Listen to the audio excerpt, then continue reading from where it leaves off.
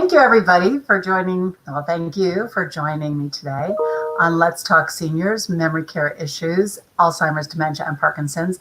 Today was a big day for us at Just Like Home. We had a ribbon cutting ceremony with the mayor, Mark Loretti of Shelton, and the whole board from the Chamber of Commerce, and lots of important people there, and wonderful people there, I should say. So we cut the ribbon, officially opened today, and it was awesome. Loved it. So hope you'll come join us one day and come see Just Like Home, our boutique senior residence for seniors with memory care issues and assisted living needs. Today we have a really exciting guest on. I met Neil a few weeks ago, and he is going to talk to us about sundowning. And sundowning, if you're not aware of it, you're going to be aware of it. So if you think your senior acts a little odd when the sun goes down or when the lights drop, when it's going to rain out, now you're going to know why. And he's going to help you with some techniques on just what to do. So without further ado, we are going to introduce Neil. Neil, thank you so much for joining us. Thank you, Deirdre. Comfort Care Home Care, servicing Fairfield and New Haven counties. And Neil, first, why don't you tell us a little bit about your company and you and what you do and how you got into it? Because it's a little interesting story. Yeah, so I am Neil Nahn, the owner of Comfort Care Home Care.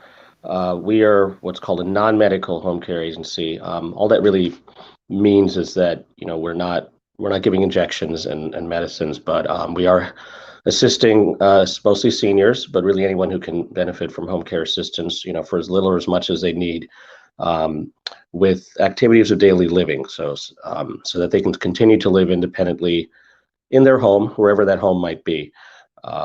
So assistance with bathing, grooming, dressing, laundry, meal prep, accompanying and transporting to appointments, light housekeeping, and this allows them to continue to live independently, but also do the things that they continue and have always loved to do. They just now need some assistance with it. So we have some great caregivers and provide this service. Everything is personalized.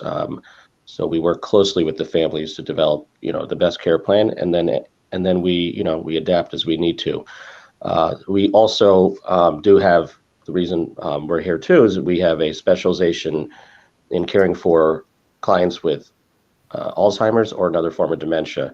We have our Dementia Wise program and training, which has been recognized with the Alzheimer's Association curriculum. It's something we have developed in-house. It's been around for almost 5 years, and we do events in the community, both for professionals and for families, and it's all about practical techniques for caregivers, if you're dealing with a loved one who has dementia. Today, we're going to talk specifically about one aspect of it, sundowning. But in general, that hopefully gives you an overview of our agency and what we can do to help. So Neil, I think you said you got into this because your parents are doctors. So you've always been around the medical field and seniors and. Yeah, so I always wanted my own business, and so it was just a matter of when and what that would be. And I after working in marketing, I always gravitated back towards healthcare because I did grow up parents were doctors and still are in the area, and I saw a lot of it firsthand, and heard stories, and I didn't want to go exactly that route, but there was something about healthcare where I always had a passion, and it's truly a great, I'm enjoying it truly, and it's just very fulfilling role when you can help others. Cool. Tell me a little bit about the programs you have in the community for Alzheimer's and all. Is that open to the public? Yes. So we used to do a lot of this in person, and hopefully we will in the future. We do have versions of it now virtually. So like I said, it's our Dementia Wise training. It's all about practical techniques for family caregivers. I've done one with first responders. We have one that we do with nurses and social workers that is actually accredited for CEU, continuing education units that they need on a yearly basis. So the program is well recognized. If you ever went to dementiawise.com, you can see more. And what we'll talk about today is one aspect of it. but we really have do have a specialization in it. All of our caregivers go through extensive training on this, and we offer the same education to families and to the community. So we used to do this at senior centers and assisted living. I think that's amazing. Yeah, no, that's amazing that everybody is trained in dementia care and Alzheimer's, because that is a specialty. And if you just bring somebody in that doesn't understand that, and then they're just kind of caring for your parent, making sure they're fed and dressed, it's very different than really attending to their needs.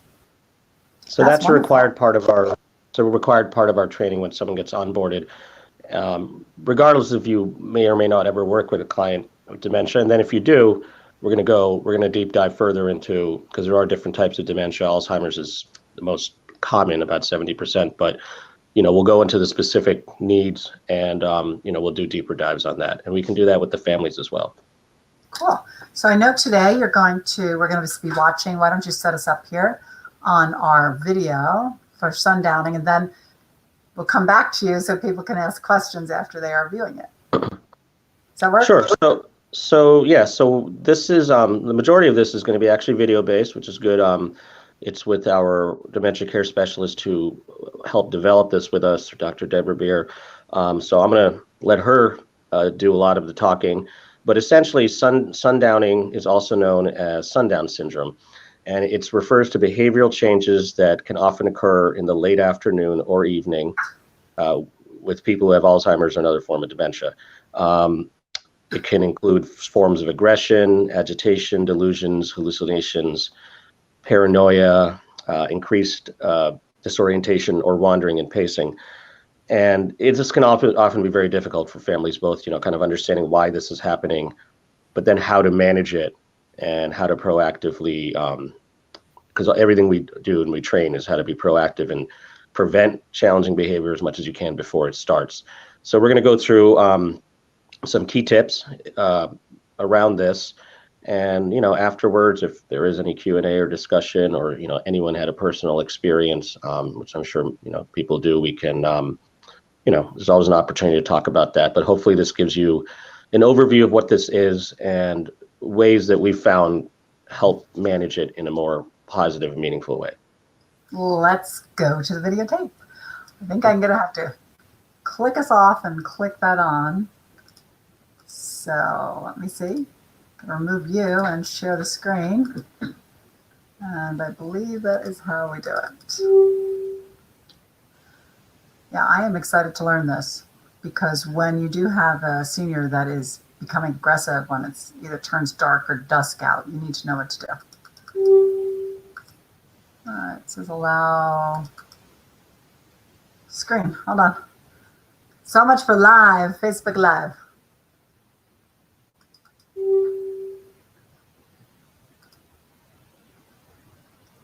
Connection secure.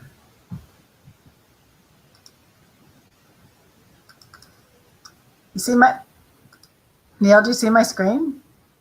Right now I just see you, but I know we tried this earlier, so I'm sure it's... See my screen now? No. Okay, let me do it again.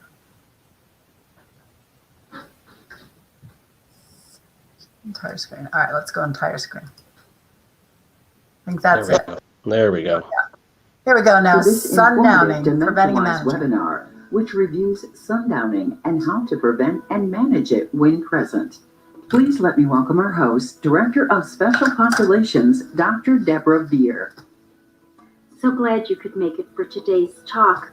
We'll discuss what sundowning is and why it happens. We'll do an overview of preventing and managing sundown and 5 approaches to prevent and manage sundowning. And then we'll talk about resources in your local community.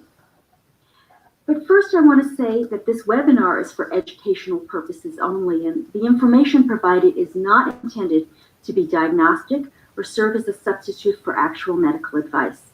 If you have concerns about your or your loved one's health or diagnosis, please seek out a licensed medical professional. I want to clarify 2 terms that are often. Dementia is a group of cognitive impairment, And there are many, many different kinds of dementia, including Alzheimer's disease. It's only one type of dementia, but it's the one that we hear most frequently because it's the most frequently diagnosed. All Alzheimer's is dementia. Not all dementia is Alzheimer's. Today, when I say dementia, I mean specifically any particular kind. When I say Alzheimer's, I mean Alzheimer's disease. Let's look at what sundowning is and why it happens. Sundowning is also called sundowners, sundowning syndrome, nocturnal delirium, or late-day confusion. And it involves behaviors that occur in some older adults, whether they have dementia or not, starting about the time of sunset or before sunset. And this can include confusion, anxiety, agitation, aggression, strong displays of emotion, big emotionality, very dramatic, pacing, wandering, or resistance to redirection. Now, not everyone who has dementia sundowns, and not everyone who sundowns all the time. So we don't really know what causes sundowning, but there are factors that we understand that increase its risk. For example, undermanaged pain or unrecognized pain, severe constipation, problems with nourishment, being on too many, on a lot of medications, because it's likely the more medications we're on, the more side effects and interactions we have. The presence of an infection, a noisy or disruptive sleeping environment, or physical or emotional exhaustion at the end of the day. Also, an upset internal body clock or some kind of sleep disturbance, which is very common with dementia. Confusion due to lower light and the lengthening of shadows as the sun sets, and more. Let's look at the general approach to preventing and managing sundowning. Now, sundowning is not unusual with dementia, and these behaviors, though, can be really upsetting for the people who go through sundowning, including their families and caregivers. The dementia-wise standard of care is always to try to prevent or reduce behavior. Prevent behavior before is our goal. Sometimes we can prevent or reduce sundowning. Sometimes we can't, but we can change how troubled we feel about it and how we respond to the behaviors. So the first step is to establish a baseline. Each person's sundowning is quite different, so we have to understand what any particular individual's sundowning is like. It helps to write a written log and establish the baseline. How often do they sundown? What is it like? What was going on before the sundowning start? And observe them for any kind of patterns that begin to emerge. And I would observe them for at least 4 sundowning episodes. If someone sundowns about twice a week, I would go for 2 weeks. It's helpful to learn as many methods as possible to try to reduce the sundowning, and then try only one method at a time to see what actually works. And I think, again, you wanted to go 3 or 4 episodes of sundowning before you finish assessing whether a particular intervention is helpful. If one method helps, keep that. And if you want to try others to further reduce or prevent sundowning, then add them again one at a time. If one method doesn't help, don't give up, drop it, and try another one. I want you to make sure whichever method you're trying and however you're managing sundowning is that we not argue with someone who has dementia while they're sundowning or at any other time, but especially while they're sundowning. Arguing does not help. Arguments cannot be won with someone with dementia because they won't remember it, and you'll just have to make the same argument again. Don't try to use logic to relieve their confusion, because that also doesn't work with a confused person.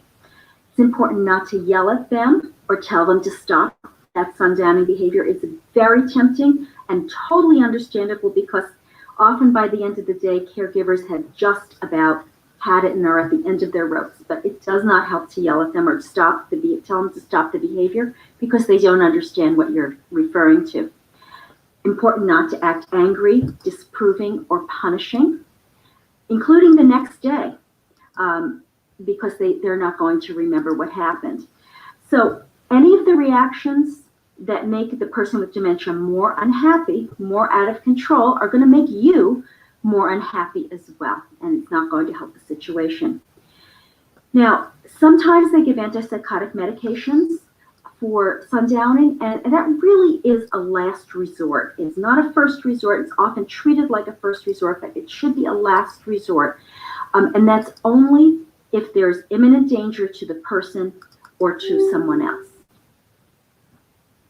So I want you to, in looking at and judging the progress, not use the definition of progress as there's no more sundowning ever. We need to look at lesser levels to understand if one of the methods that you're going to be using is successful. We would love it if there was no sundowning. It doesn't always happen. So we want to look at lower levels of success. For example, it's happening less often, or it's happening less intensely, or the caregiver feels less stressed, or the person is more peaceful, is sleeping better, just general improvement in their condition. And we can't tell which method is going to work, and we can't tell which of the symptoms are going to be relieved first. So observation is really important.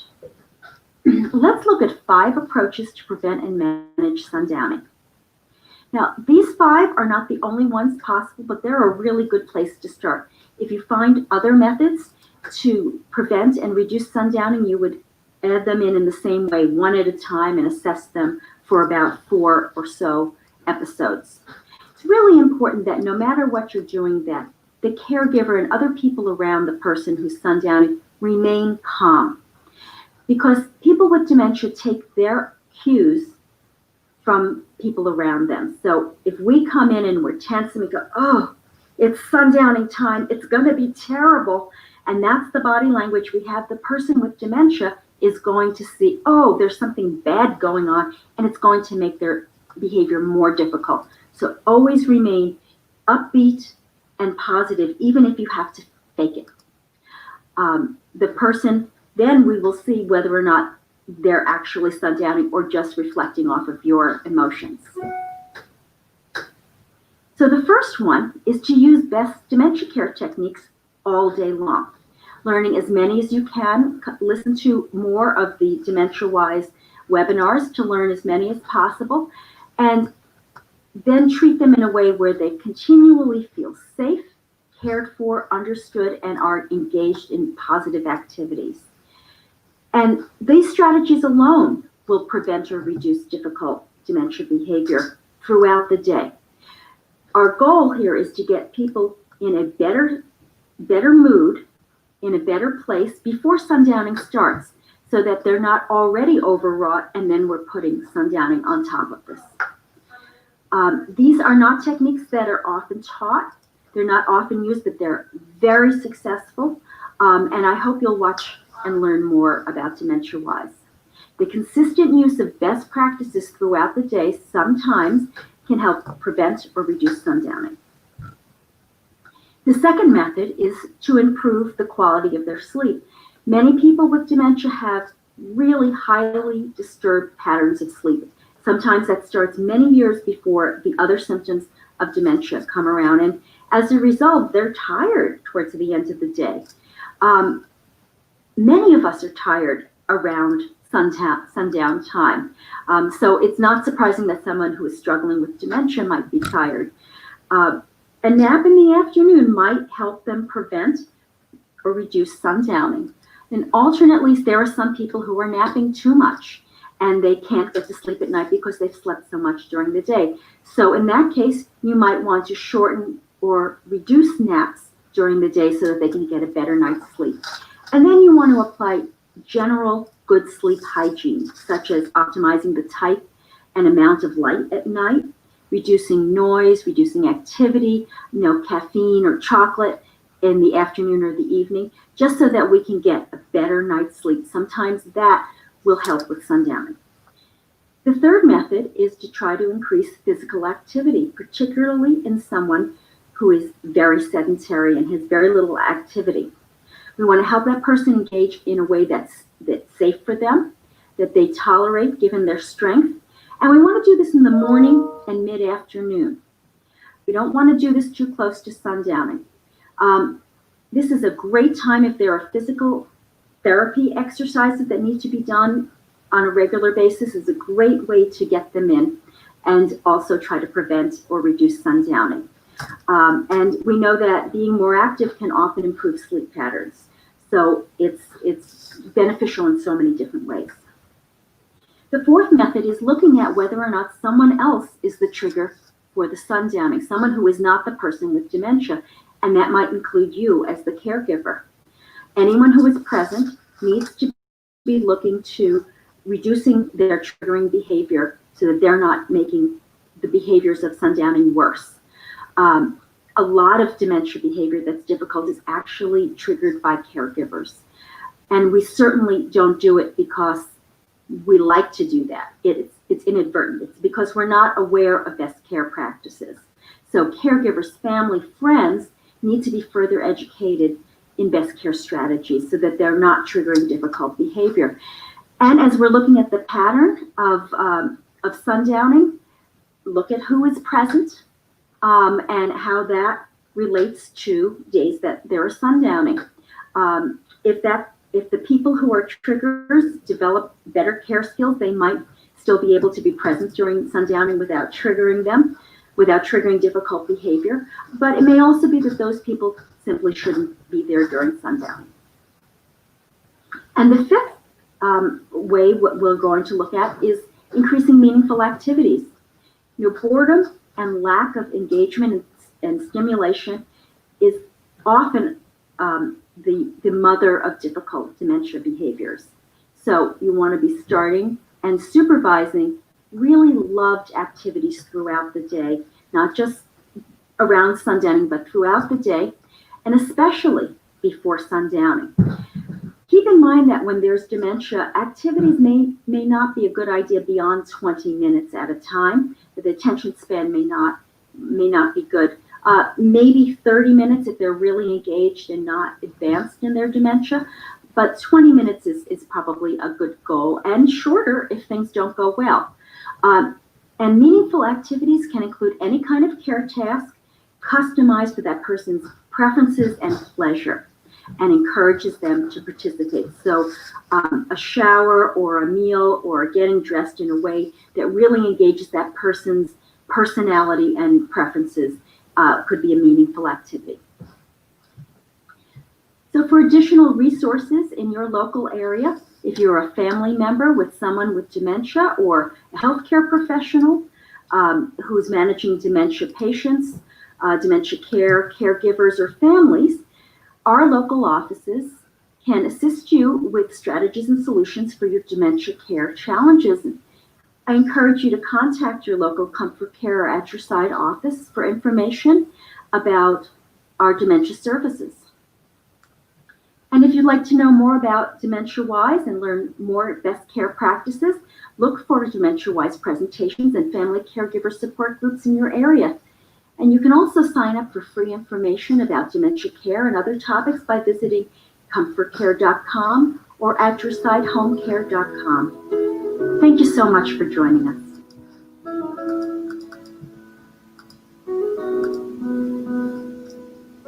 That was awesome.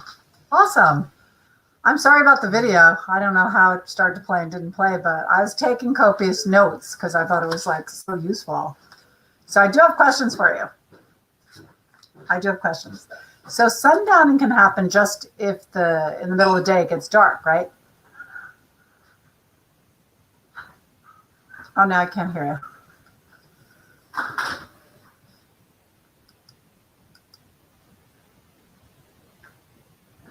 Oh, you have to unmute yourself.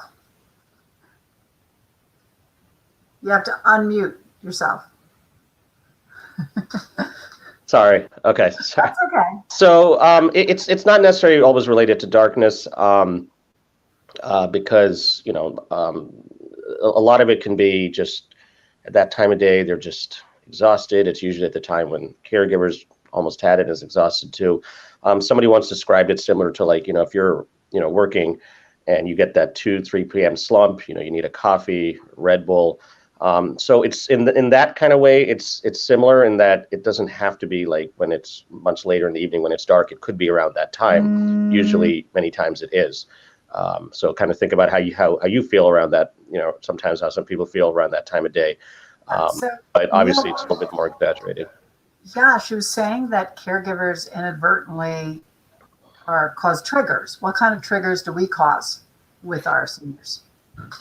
Well, so again, after maybe caregiving for a full day or from really early in the morning, you are like I said, you're very exhausted. In our larger dementia-wise training, one of the key takeaways, if you take anything away, is that people with dementia may not remember who you are, but they will always remember how you make them feel. So they'll pick up on facial expressions, gestures, signs of frustration or stress, and then they're going to wonder what that is. Is it related to them? It can cause them undue stress. So you really have to mind your body language, your facial expressions, your gestures, even when you really are probably exhausted, tired, stressed, or frustrated. So they do they do pick up on those kind of cues. So if somebody's doing all the things properly, let's say they're getting proper sleep, proper nutrition in the day, they're being stimulated by, art therapy or pet therapy or whatever, it is, and they're getting exercise and fresh air, does that curtail it completely, or? It really depends on situation. It's probably never going to be something completely, especially in the later stages of dementia, but all of that will help and make just a more positive experience, because you've kind of you've given them something to do throughout the day, so that they are naturally going to be more tired and will get better sleep, especially if they establish a good sleep routine, but also a routine during the day, so that they are doing what we call meaningful activities.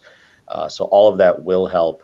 Hydration will help a lot.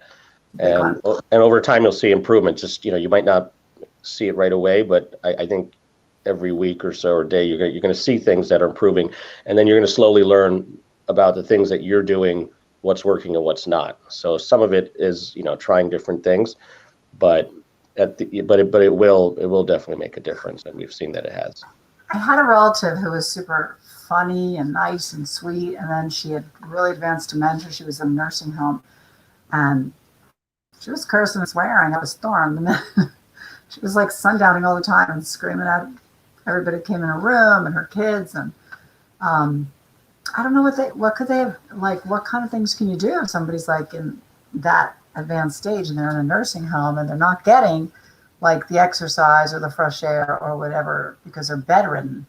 What are you doing with them to keep that down?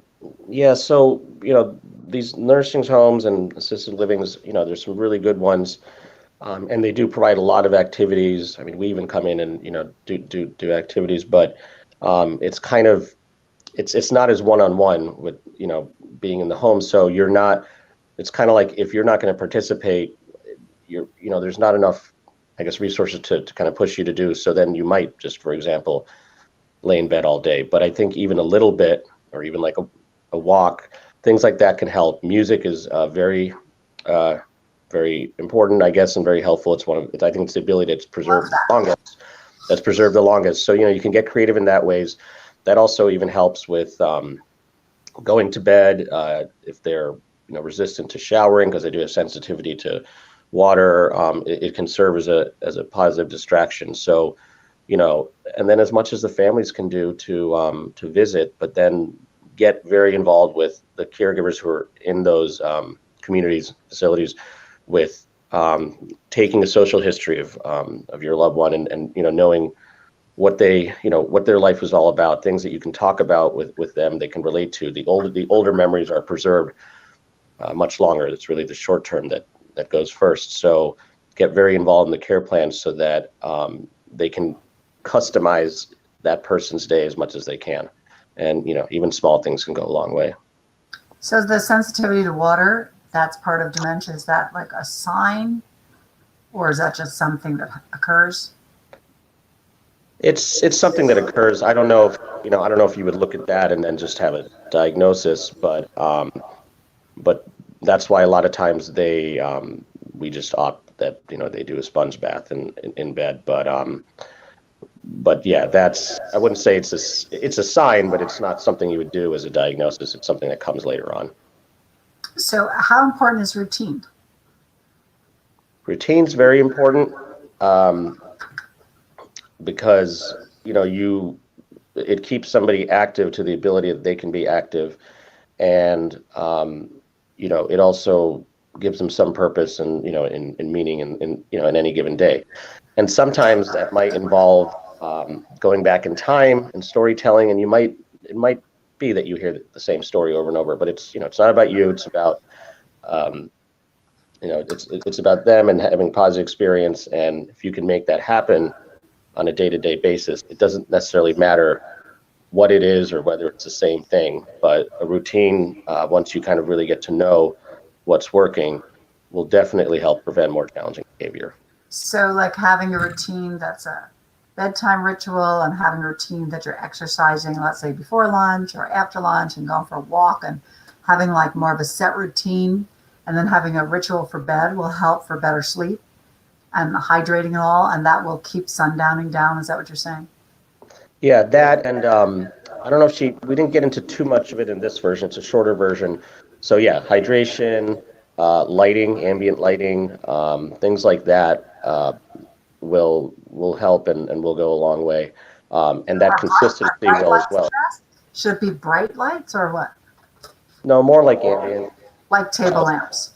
Yeah, around that time of day, and then slowly, obviously, you want to go to bed. So things like that would be helpful. But the good part about a routine is that you can start to see what's working and what's not, and if something's working, like you continue with it and make it a routine. That's interesting. So my brother, who's like, he's Down syndrome, so he has dementia now. He's in his early 50s, but now he won't go out in the rain. And I didn't know that was a thing, water sensitivity. So Yeah. Is it not just bathing? It's just water. Like he's afraid of the rain now. Yeah, so it's just like a shower with the sensitivity to like that, the way the water's coming down, versus a sponge bath or something like that. And so rain's very similar to what a shower looks like. So that's probably Took me 20 minutes one day to get him like from the door to the car with an umbrella and a hoodie on. I was like, okay, we're going out to eat. It's like 3 foot, not even 3 foot walk. And but I was like, what should I have done in a situation like that? What do you do if you have, of course, that's not a bath, but if you have to take a senior somewhere and they're afraid of the rain, like, do you just not take them? Yeah, I don't know. I don't know if there's what's the best answer. I mean, yeah, personally, if you don't have to, then reschedule whatever that might be, right? Switch your schedule. Yeah, try to work around that. If it's not absolutely necessary. If not, I'm not really sure. I mean, I guess you just, have to get very creative in minimizing the time where, someone's in the rain, whether, you can go through like a garage or something where, but generally speaking, if it's something that doesn't have to be done that day, then see if you can do it another time. That's so interesting.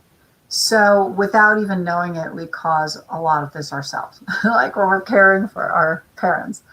So, yeah, we don't. Yeah, and nobody means to, right? They'd be they'd be crazy to do that. But that's one of the things in our larger dementia-wise training we go over is that you can trigger behavior. You're not doing it intentionally, but here's different ways to put yourself in that person's shoes. And we'll go into things like not approaching them from behind and eye level and really how you portray your facial and emotional gestures, because that is something that they will always pick up on. And again, you could have a tough day and you can show it in your face and your emotions, but unfortunately those can be the types of things that might trigger that behavior. Has during COVID been a little tougher for caregivers, like on your staff, because they're covered, like their emotions are kind of covered, you could hardly tell somebody is what's happening with just their eyes. It's been especially difficult for dementia patients, particularly in assisted living, type communities, because normally they are on like a separate floor or separate wing, and they usually do have quite a bit of activity, some stimulation, and they don't understand, right, why you can't leave either your own room. You can't do the things that maybe you were used to. They don't necessarily understand the proper hand washing, the sequencing of that. So you really got to do that with them. Clients of mine, they don't want to wear a mask, and obviously don't really understand why. So there's a lot of challenges there. That population has been infected, particularly with just that additional isolation. Also, when like the families can't visit, and then just the overall confusion about what's actually going on. But also, like, they can't read your face if you have a mask on. Like, you can't tell. Right, and to your point, you can't see your expressions as well. Yeah, that's very tough. Yeah. So, have you seen more sundowning due to depression and isolation and during this time? I'm not sure. Not necessarily, at least in what I do in the home care environment. I'm not sure what's happening in other situations. I'm not sure, but something I'll have to look into. Well, I just know that overall, your people are trained, so they know what to do prior to. Yeah. So they're. Yeah, I haven't heard anything specifically, from my staff or that I've seen myself. But it's more of like an overall toll that it's taking on them. So the entire day just becomes more challenging, not necessarily when it's sundowning. And Neil, like, if you're in an assisted living environment and you have a senior sundowning and they're getting agitated, does it cause others to start kind of getting agitated and sundowning? Like, is it a ripple effect? Yeah, it can be, because just like they're observing, your behavior, your facial gestures, and your emotions, they're seeing also what else is going on around them. So yeah, that's actually a good point, that it can have that effect as well. I'll have to look into whether, just there's been more of actual sundowning. I mean, I know there's been just more challenges overall. But I'm sure that's probably part of it. Well, your staff probably wouldn't know, because they're warding off before it starts. They're like making sure these things don't start. They're making sure they do the exercise, the nutrition, and everything. And how much does hydrating play a part in it? Because I feel like so many things with seniors go on because of just dehydration.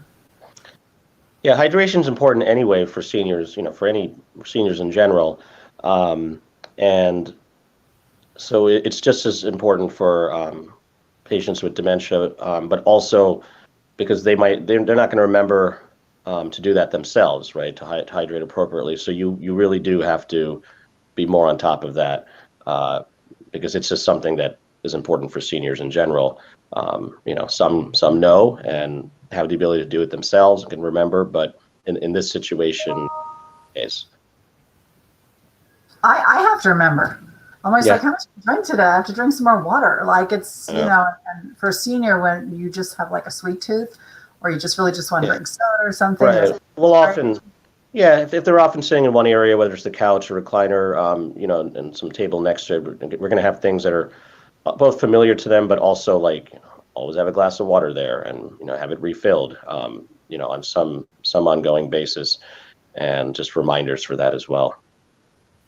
So now, what if somebody's home and they're experiencing their senior is like up all night? Is that part of sundowning? Like getting agitated at night and not wanting to sleep? That's more so that's more of like a lot of different kind of issues. I would say. There was an example where somebody was as a career was a watchman, and so then he was used to working at overnight and still thought that was his role, and that was causing that to happen, or wondering where somebody is, or who's either no longer around, those kind of things. I'm not sure if it's directly related to sundowning. It's just more of an overall symptom of dementia. Yeah, I love the concept of meeting people with dementia where they are. So if the gentleman thought he was still a night watchman, well, you have him be the night watchman for the house, and not disrupt his sleep, but you could have him start that earlier. Somebody came to our house the other day and said his mom loves to clean. She was a homemaker her whole life, and she wants to clean all the time. I'm like, we'll give her some paper towels, and she could clean some windows.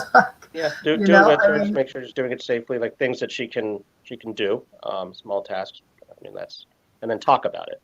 Even if it's going to be the same story, just ask questions about it, what that was, and give them an opportunity to share experiences. Yeah, no, it's cool. My dad used to call me every morning and ask me how I made my oatmeal, and then tell me how he made his. Oh, really? Okay, that's interesting. Neither of our recipes ever changed, but. Well, yeah, they definitely, they might not be able to do a lot of the meal prep themselves, but they do have probably a long history of recipes, things they can share with you.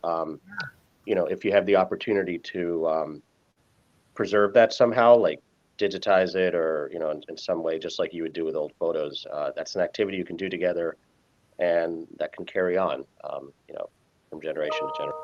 Super. So now, before we go, Neil, tell us how people can get in touch with you. Who is the client that you serve best? Where? What? Tell us. Give us an idea. Yeah, we are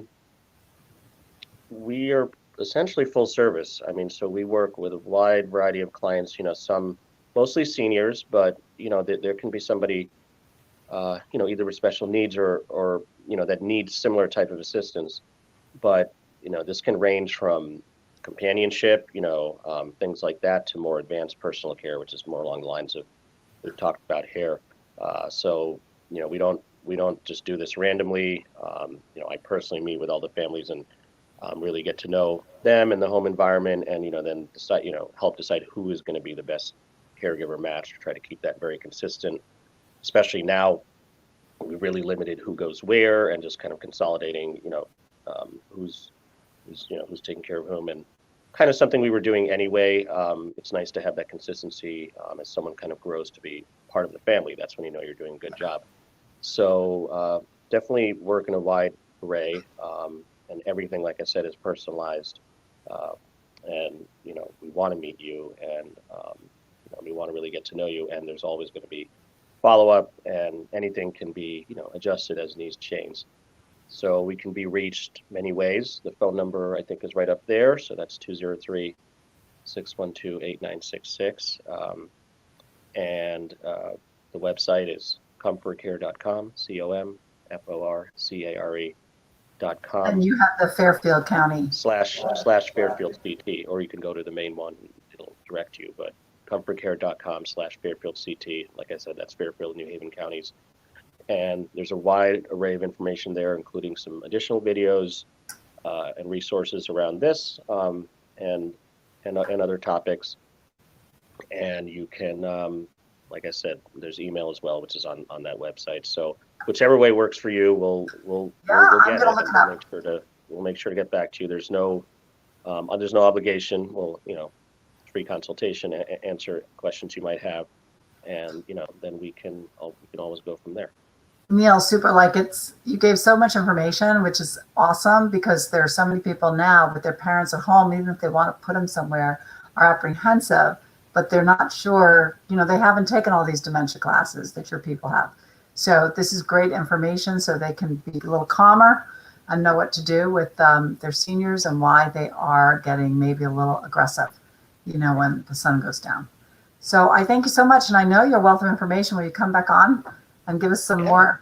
Let's talk, and we'll figure out some other topics that'd be great for the audience. And we have a variety of things we can present and talk about. So I'd love to do that. And I appreciate that. Good luck to you too. It was very nice to see you and tour a few weeks ago. So and I'm glad you invited me to this.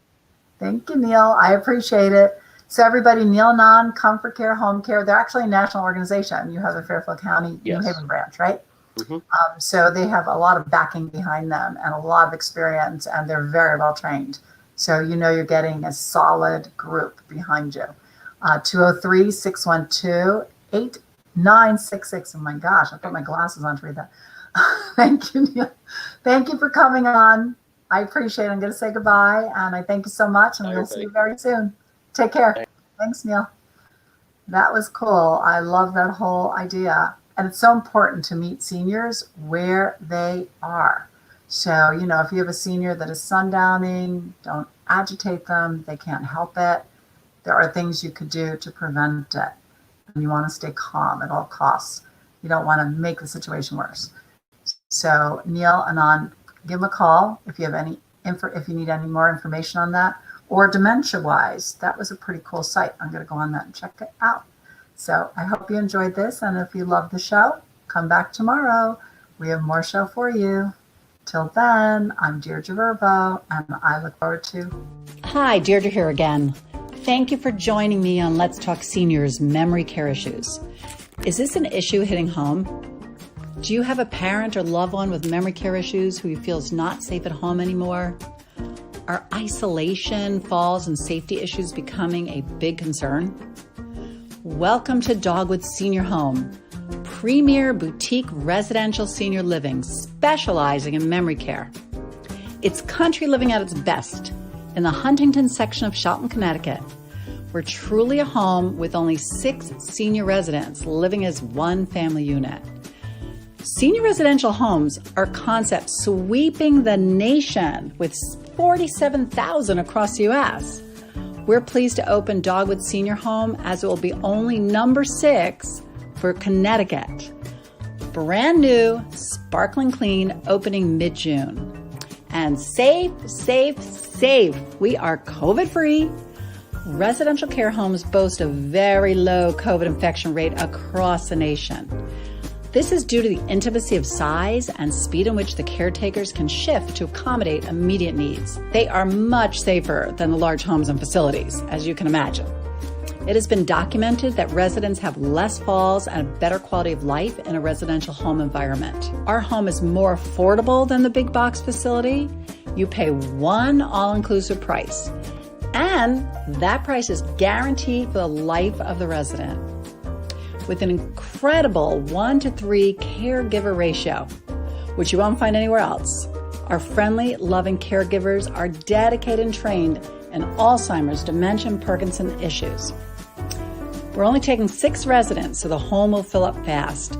Call me at 203-689-7562 for a talk and tour. I would love to meet you and your loved one. See you soon. Bye.